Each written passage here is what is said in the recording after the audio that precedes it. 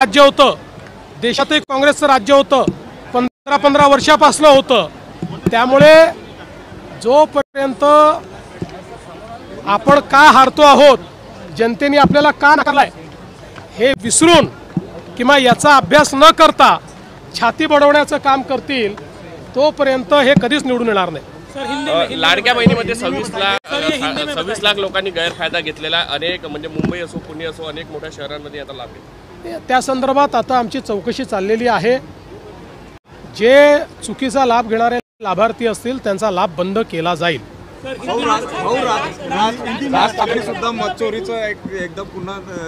ऐसा है कि गालिब ने कहा था दिल बहलाने के लिए ख्याल अच्छा है गालिब, बस वही मैं कहना चाहता हूँ। ये अपना दिल बहला रहे हैं और अपने कार्यकर्ताओं को बताने की कोशिश कर रहे हैं कि अपन तो जीत ही रहे थे, अपनी हार में कोई षड्यंत्र है ताकि कार्यकर्ता बिखर न जाए।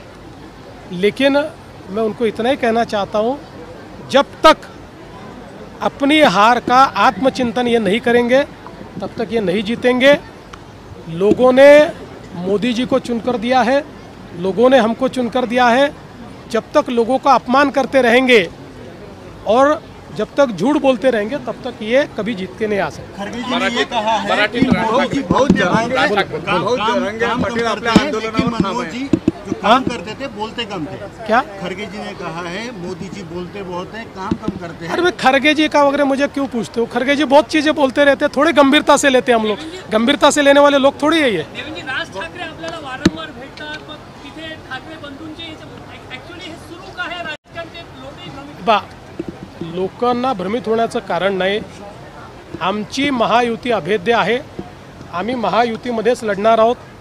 आम्हाला कोण भेटतं याच्यावरनं युत्या ठरत नसतात, कोण भेटतं याच्यावरनं राजकारण होत नसतं। राजकारणामध्ये महायुतीच लढेल आणि महायुतीच जिंकेल।